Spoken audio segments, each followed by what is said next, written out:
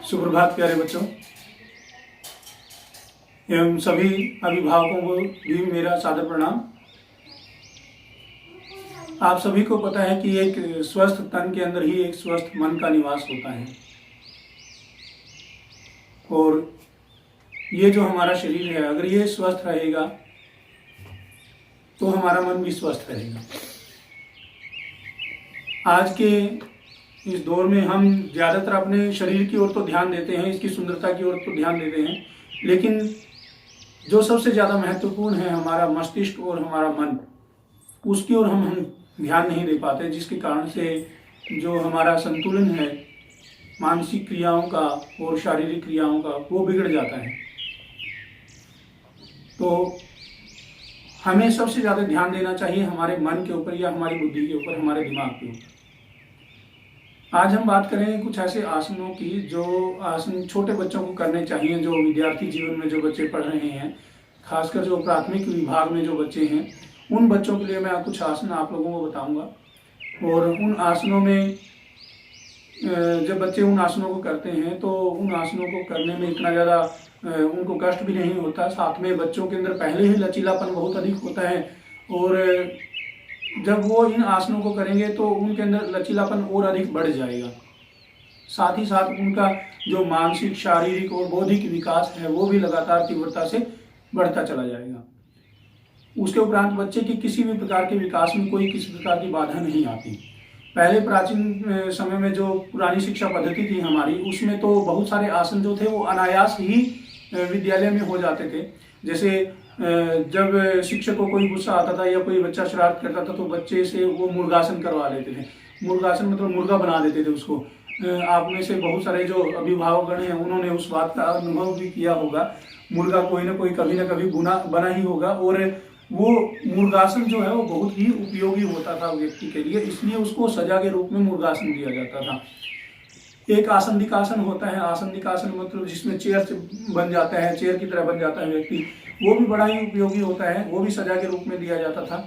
तो इस तरह एक तरह से शारीरिक विकास जो था वो धीरे धीरे अपने आप ही होता चला जाता था बच्चे का। बहुत सारे खेल कूद होते थे, उससे शारीरिक विकास होता था और उस वक्त इतना ज़्यादा तनाव भी नहीं था बच्चों के ऊपर, तो इसलिए उनको मानसिक विकास भी उनका निरंतर बढ़ता रहता था।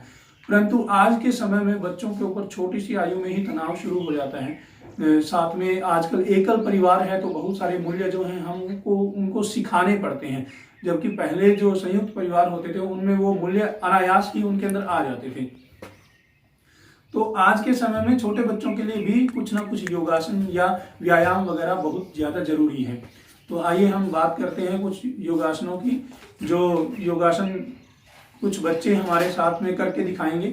तो मुझे आशा है आप सभी से कि आप सभी भी अपने बच्चों को ये आसन जरूर करवाएंगे। बच्चों, सबसे पहले हम करेंगे वृक्षासन।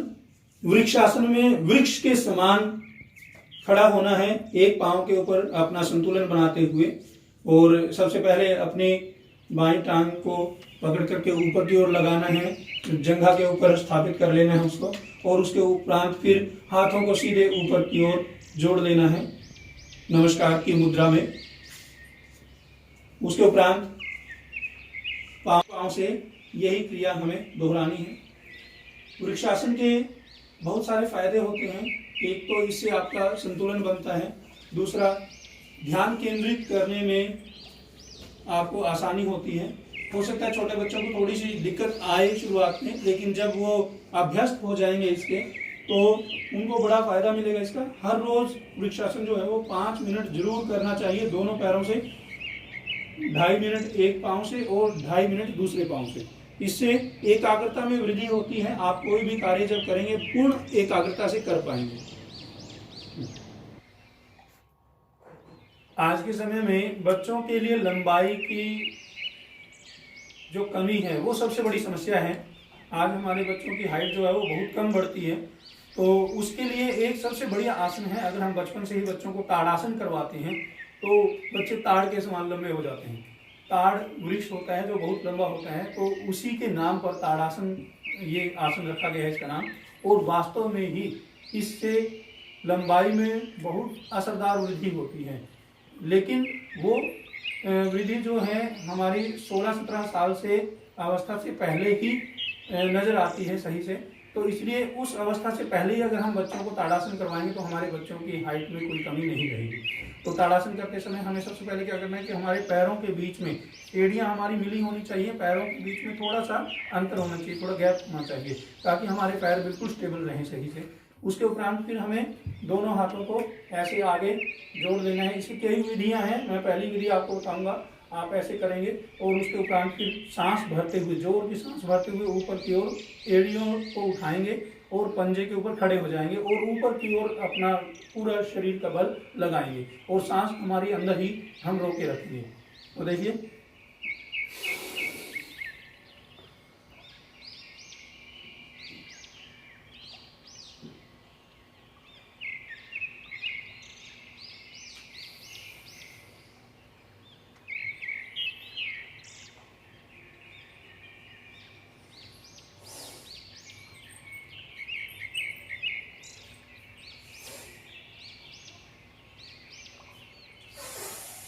सांस लेते हुए ऊपर की ओर बल लगाएंगे और बाद में फिर सांस छोड़ते हुए नीचे आराम से खड़े हो जाएंगे। इस तरह ये गतिविधि कम से कम 5 से 7 बार आपको करनी है।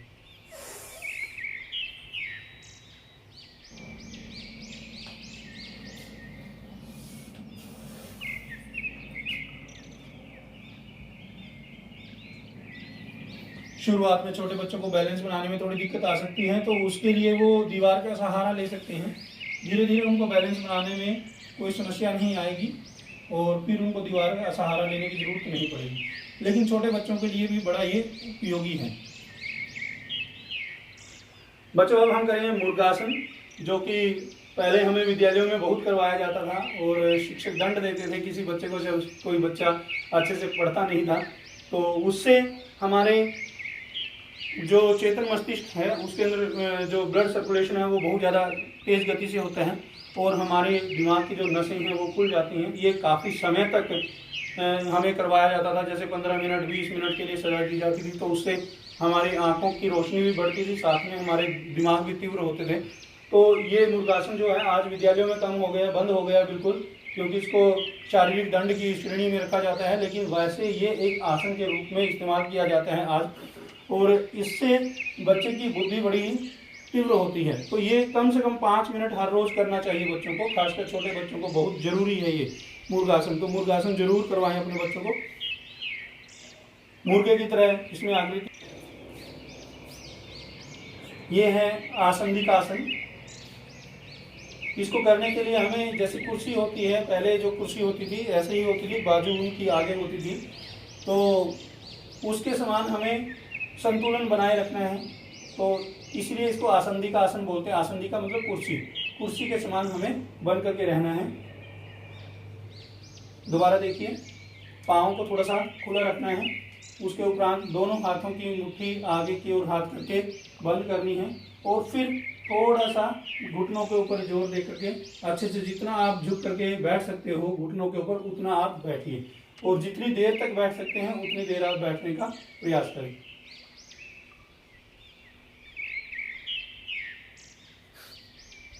घुटनों को अगर आगे की ओर थोड़ा सा जोड़ करके रखेंगे तो ज़्यादा अच्छा रहेगा और उससे उससे आपका संतुलन जो है वो ज़्यादा अच्छा बना रहेगा।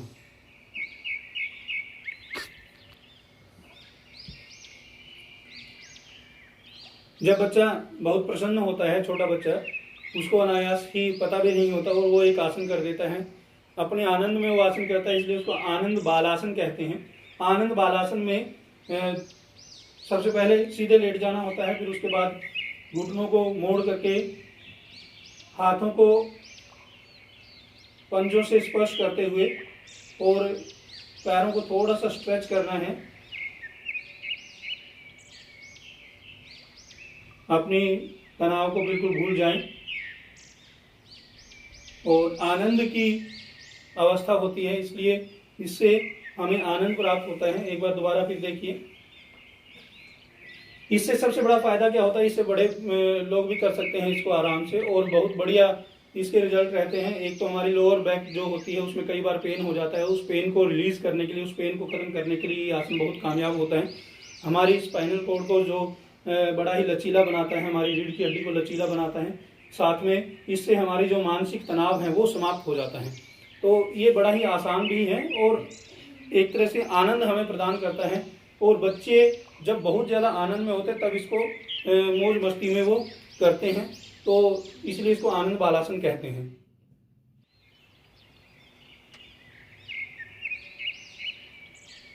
हाँ दोस्तों, अब हम करने जा रहे हैं भुजंगासन। भुजंगासन में नाम ही भुजंगासन इसलिए रखा गया है क्योंकि भुजंग के समान ये आसन होता है। भुजंग मतलब सांप, नाग। और इसमें सबसे पहले सीधे पेट के बल लेट जाना है, आगे की ओर हाथ करके गर्दन के नीचे हाथ रख लें और उसके उपरांत फिर पैरों को और घुटनों को मिलाएं।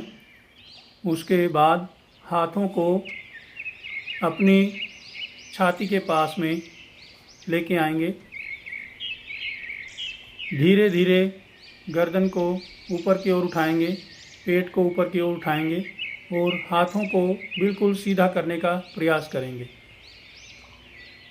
गर्दन आपकी पीछे की ओर होनी चाहिए।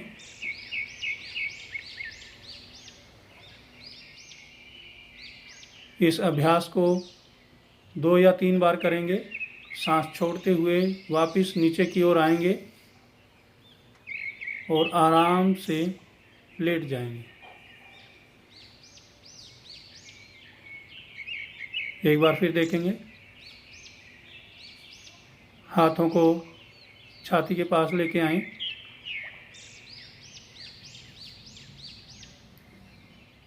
गर्दन और छाती को ऊपर की ओर उठाते हुए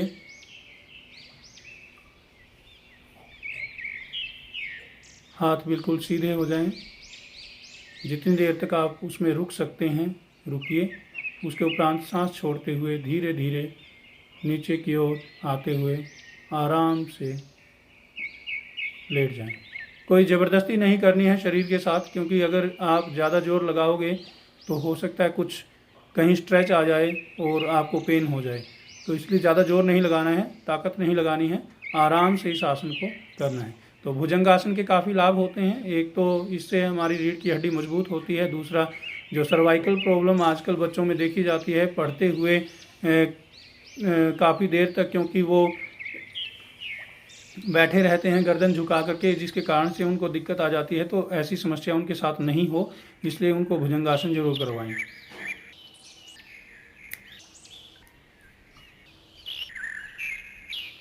हाथों को छाती की ओर लेके जाएं। दोबारा एक बार देख लीजिए। ये छोटे बच्चे भी इसको आराम से कर सकते हैं। हाथों को छाती की ओर लेके जाएं, ज़मीन पे मिला करके, और गर्दन को ऊपर की ओर पीछे की ओर मोड़ें। पाँव को कोशिश करें कि पाँव आपके बिल्कुल साथ में जुड़े हों एक दूसरे से।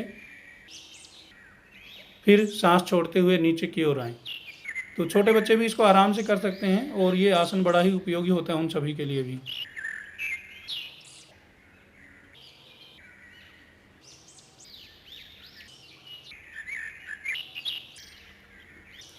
बच्चों, अब बारी है वज्रासन की। वज्रासन आमतौर पे हमें खाना खाने के बाद करना चाहिए, ताकि उससे हमारा जो पाचन तंत्र है वो बिल्कुल मजबूत रहे। तो हम पहले वज्रासन करते हैं। सबसे पहले ऐसे आराम से पालथी में बैठे रहेंगे। उसके उपरांत घुटनों के बल बैठ जाएंगे। दोनों पैर आपस में मिले होने चाहिए। पैरों को ज़मीन से सीधे सपाट टच कर लीजिए। पंजे आपके ज़मीन से मिले होने चाहिए। दोनों पैर और एड़ियाँ मिली होनी चाहिए। आगे घुटने मिले होने चाहिए और घुटनों के ऊपर हाथ रख करके आप सीधे गर्दन बिल्कुल सीधी रखेंगे और कमर बिल्कुल सीधी होनी चाहिए। आराम से पीछे की ओर आप बैठ जाइए। अपने पैरों के ऊपर, एड़ियों के ऊपर आप बैठ जाइए आराम से। सांस की गति जो है वो धीमे धीमे सांस लेते रहें, छोड़ते रहें, सांस लेते रहें, छोड़ते रहें, लेकिन कमर आपकी बिल्कुल सीधी होनी चाहिए।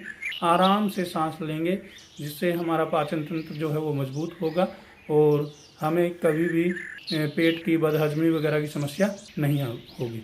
इसके साथ ही हम एक आसन और करेंगे, इससे ही जुड़ा हुआ आसन वो है वीरासन।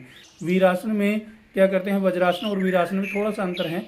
वीरासन में हम क्या करेंगे, सबसे पहले तो अपने घुटनों को थोड़ा सा गैप देंगे, घुटनों में थोड़ा सा गैप दे लेंगे और उसके उपरांत फिर अपने जो पैर के पंजे हैं उनको भी एक एक करके थोड़ा सा गैप दे करके और बीच में बिल्कुल आराम से बैठ जाएंगे। कमर हमारी बिल्कुल सीधी होगी। हमारे हाथ जो है वो अब घुटनों से उठ करके हमारी जांघों के ऊपर बिल्कुल पेट के पास में आ जाएंगे। कमर हमारी बिल्कुल सीधी होगी।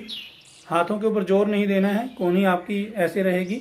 कमर बिल्कुल सीधी रखनी है और आराम से इसमें जितनी देर आप बैठ सकते हैं बैठ जाइए। ये बड़ों के लिए भी बड़ा ही उपयोगी है, जिनके घुटनों में दर्द रहता है, कमर में दर्द रहता है, या लोअर बॉडी पार्ट जो हमारे जहाँ पर हम स्लिप डिस्क की प्रॉब्लम कई बार बोल देते हैं, तो ऐसी समस्या जिनको होती है वो इसका उपयोग कर सकते हैं, इसका कर सकते हैं इस आसन को।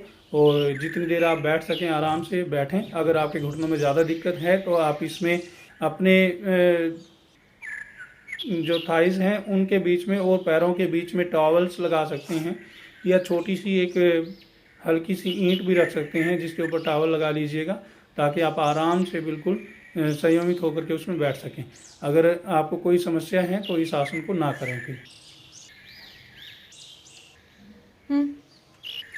तो बच्चों, आप सभी ने देखा किस प्रकार छोटे बच्चे भी इन योगासनों को आराम से कर सकते हैं। और दूसरा कि आप जब इन योगासनों को करोगे तो आपको स्वयं ही इनसे आपके शारीरिक, मानसिक और बौद्धिक विकास में बड़ा अंतर नजर आएगा। मेरा निवेदन है सभी अभिभावकों से भी कि वो सभी अपने बच्चों को प्रतिदिन इन आसनों को करवाएं, परंतु इस बात का ध्यान रखें कि आसन करने से पहले वो कुछ भी खाएं पिए ना, और अच्छे से सोच से निवृत्त हो जाएं, फ्रेश होकर के आराम से, और उसके बाद ही वो आसन करें। क्योंकि अगर वो फ्रेश नहीं हुए और पहले ही उन्होंने आसन करना शुरू कर दिया तो पेट में और भी गड़बड़ियाँ हो सकती हैं। तो इसलिए इन सभी आसनों को करने से पहले आप बिल्कुल पूरी तरह से तैयार होकर के बैठें। और मैं आशा करता हूँ आप सभी से कि आप सभी इन आसनों का अच्छे से अभ्यास करेंगे और पूरी तरह से शारीरिक, मानसिक और बौद्धिक तौर पे बिल्कुल स्वस्थ रहेंगे। क्योंकि फिट है इंडिया तभी हिट है इंडिया। तो हमें अपने भारत को फिट भी बनाना है और हिट भी बनाने हैं। और क्योंकि हमारे बच्चे ही हमारे देश का भविष्य हैं, तो हमारे देश का भविष्य हिट तभी होगा जब हमारा भविष्य फिट होगा। धन्यवाद।